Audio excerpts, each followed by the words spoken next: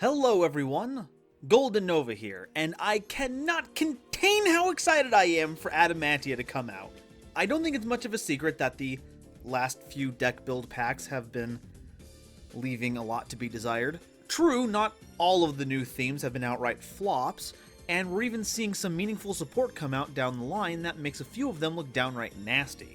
But is it too much to ask for that you can build a deck from your deck build packs that have actual staying power without needing to wait for support down the line? Well, we might have just gotten one such theme. I mean, look at these beauts.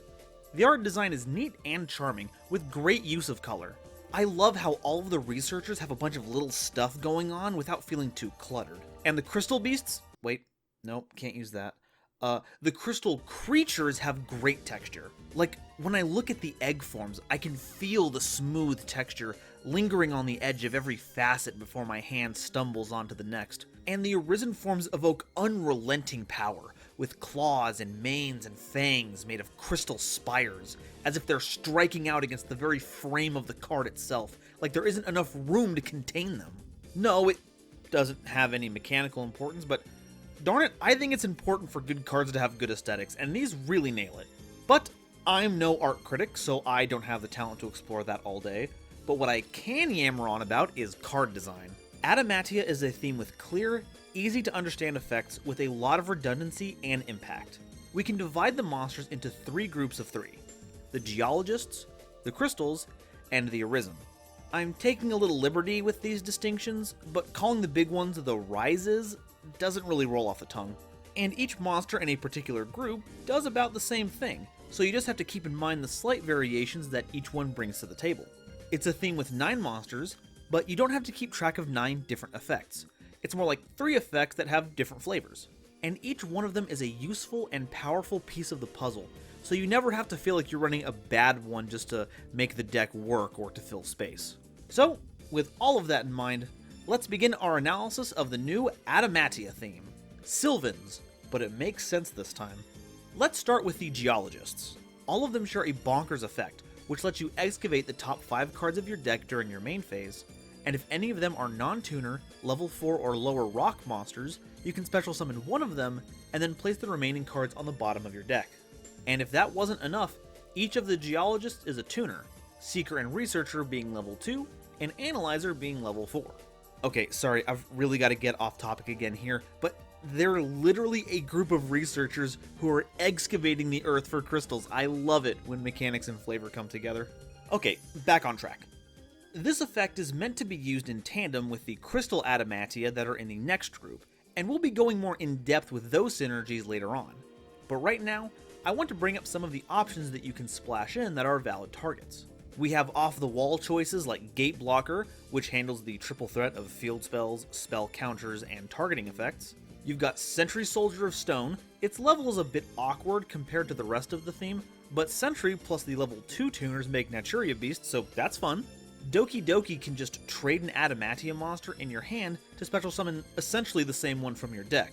But depending on what you splash, this can have quite a bit of reach. For instance, this effect summons all of the rock Kawaki Maru monsters. Yeah, the stun player's best friends. You can excavate into any of these guys for a free negate, and if that wasn't enough, you don't have to run any of the bad rocks to try and keep them from blowing themselves up, because your whole theme is rocks. And that's not even the craziest bit, because this effect right here, it summons Fossil Dyna. Yeah, the bag of bones that wants to drag Yu-Gi-Oh back to the Stone Age from whence it came can just be revealed off the top and slapped onto the board. No biggie. So suffice it to say, the geologists have quite a bit of reach in their department, but can they do anything else?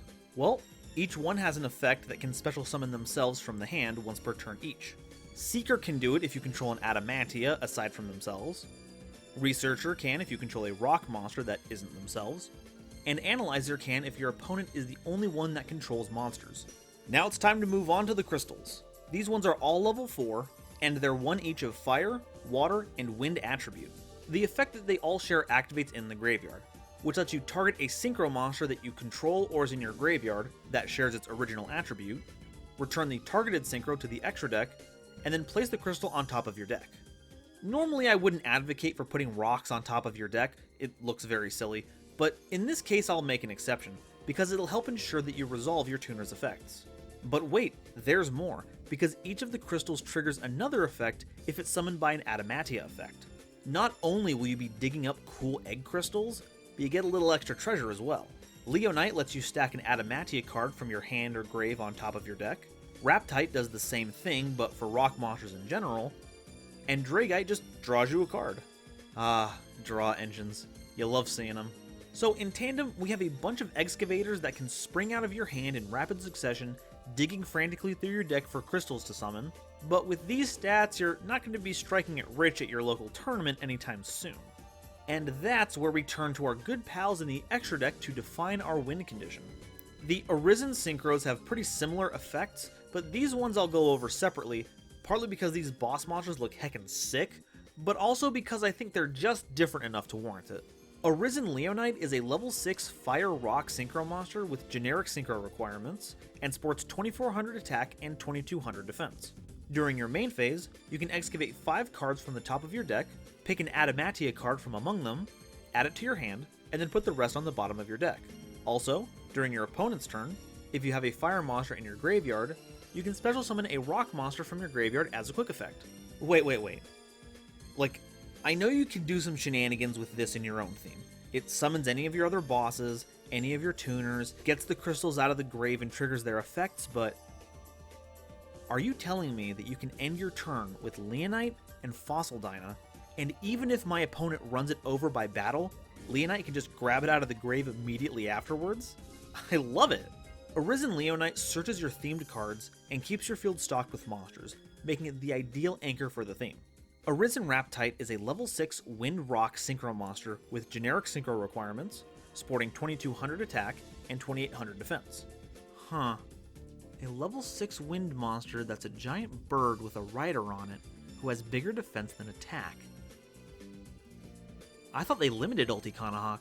During your main phase, you can excavate 5 cards from the top of your deck, pick a rock monster from among them, add it to your hand, and then put the rest at the bottom of your deck. Also, during your opponent's turn, if you have a wind monster in your graveyard, you can target 1 card in your opponent's graveyard and banish it. Raptite is great. Not only is Graveyard Hate baked right into the strategy, you have a way to add your rock support to hand. Like, all of the monsters I mentioned earlier for the Geologists work here too, but now you can pick up a few other cards, like Gigantes for swarming, Block Dragon for, well, everything, Gorgonic Cerberus. Don't laugh, normal summoning it gives you access to one of the coolest Xyz monsters ever printed, hampered by a heretofore unusable monster requirement. It can even add Nibiru. Like, watch your opponent triple check their game plan to see if they can out your board without giving you an opportunity to drop the rock. It's really solid, and I'm so glad it's part of the team. Our last monster is Arisen Dragite, a level 8 Water Rock Synchro monster with generic Synchro requirements, sporting 3000 attack and 2200 defense. During your main phase, you can excavate 5 cards from the top of your deck, and for every rock monster, you get to bounce a card your opponent controls to the hand. Like, wow! The Sylvan comparison keeps getting better, because this is giving off so many Aurea vibes, right down to the fact that it doesn't target. Expecting to hit 5 every time might be asking for a little much, but even bouncing 2 cards every turn adds up to some open fields, and with synchros this big, huge damage. Also, during your opponent's turn, if you have a water monster in your grave and they activate a spell or trap effect, you can just negate it, like for free. I mean, it's no Omni negate, but spells are pretty darn important for just about any deck, so having a 6 Samurai Shian slapped onto a 3000 attack bouncer is really cool. This is a solid game ender, and makes it so you have a good monster to go into when you're going first. So the game plan is pretty simple. The Geologists and Crystals work together to gather a bunch of material to summon a stack of powerful synchros. And if your opponent manages to live through all of them, they each have effects that either keep your board healthy or disrupt your opponent. And we're not even done yet. Let's go over the spells and traps that will be assisting us during our dig. Adamatia Raputite is the obligatory field spell, giving all rock monsters you control a 500 point boost in both attack and defense.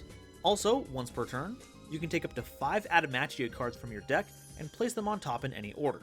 This is a great way to guarantee you get exactly what you want, not just from the Geologist effects, but your synchros as well. However, the big payoff is, should you have enough cards in deck, Raputite can stack 5 Adamatia monsters on top of your deck before resolving Dragoite's bounce effect. Yikes. Adamatia Sign is a normal spell that works much like Monster Reborn for any rock in your graveyard, with the added caveats that it must be summoned in defense position, and if you summon an Adamatia monster with it, you can stack any level 4 or lower rock from your deck on top of it. An absolutely crazy card that lacks a hard once per turn clause, Sign can grab a Geologist from your grave while guaranteeing the tuner's effect will resolve.